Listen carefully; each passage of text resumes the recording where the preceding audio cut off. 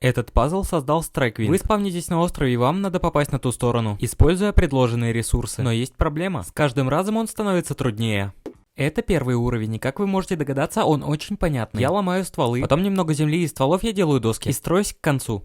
Но это один из последних уровней, и как вы видите, он намного труднее. Итак, получится ли у вас решить этот Майнкрафт-пазл? Смотрите до конца, чтобы выяснить. Второй уровень немного труднее. С одной стороны, я добыл 5 дерева и начал ломать эти блоки грязи, которые закрывал уголь.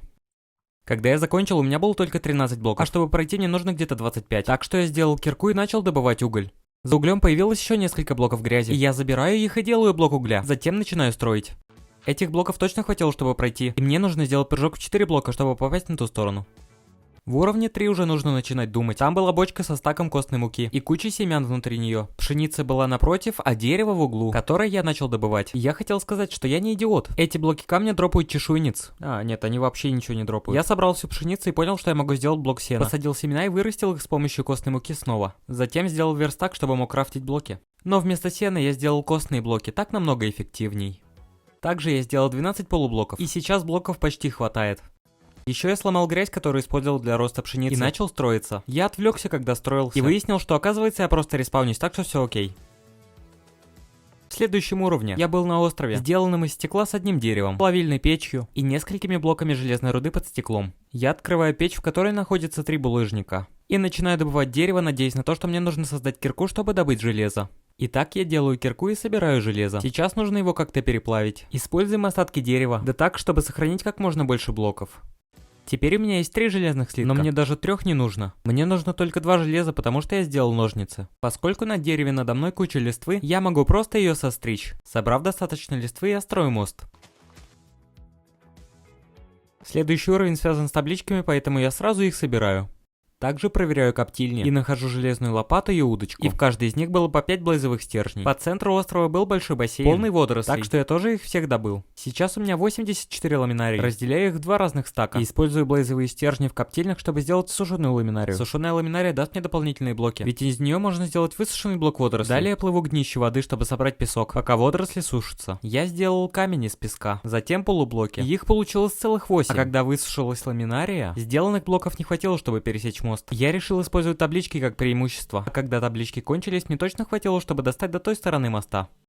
Новый уровень был другим тематическим островом. Там был раздатчик с 3 черными камнями. Также в нем был блок синего льда. Еще надо мной было 2 доски, так что я их добываю. И использую, чтобы создать палки. Затем из черного камня я делаю кирку. Я сломал все возможные блоки, которые можно сломать этой киркой. И у меня появилась куча вещей, но ее точно не хватит, чтобы попасть на ту сторону. Там была лава с базальтовым блоком по центру. И сперва для меня это ничего не значило. Но после исследования я понял, что мы можем генерировать базальт, используя лед так же, как и в генераторе булыжника.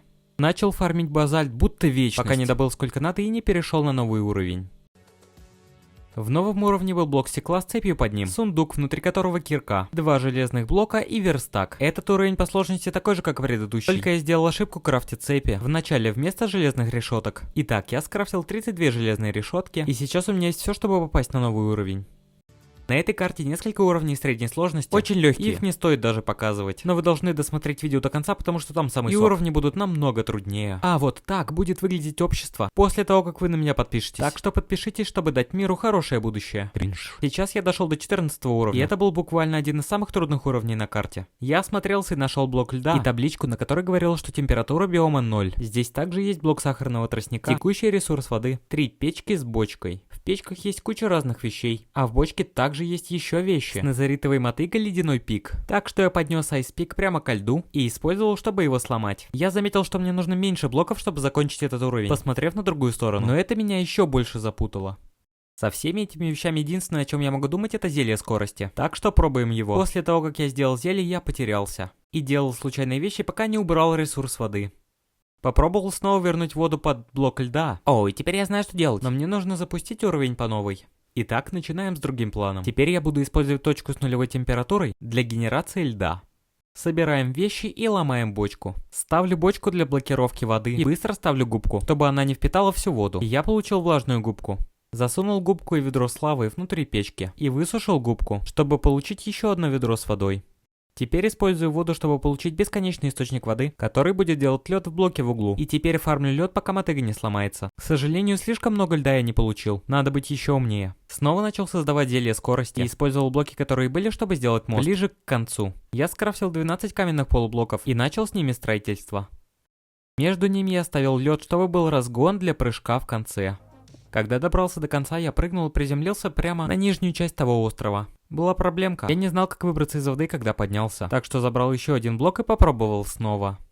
В этот раз у меня все получилось, и я смог решить один из самых трудных уровней. В следующем уровне была бочка с лопатой, и я добыл тонну гравия и 2 блока грязи. Мне хватило, чтобы сделать 4 блока грубой земли, и это завело меня в тупик, потому что, чтобы пересечь мост, нужно намного больше. Затем я понял, что могу кликнуть на проклятую землю лопатой, и она снова станет обычной землей. Так что я могу дюпать проклятую землю. На изи перешел на новую сторону, и теперь я практически в финальной комнате. До финальной комнаты было еще 2, но они были довольно легкими. В первой все, что нужно было сделать, это летающий аппарат, а в следующей я просто использовал костную муку на мхе, чтобы его размножать и построиться. И теперь я дохожу до финальной комнаты. Сразу же вижу в ней намного больше вещей. Поставьте на паузу, если хотите осмотреться. Там было несколько сундуков шалкера, и в них было намного больше вещей и предметов. И снова ставьте на паузу, если надо. После собирания всех этих вещей у меня был полный инвентарь, и это было слишком много вещей, чтобы я мог думать.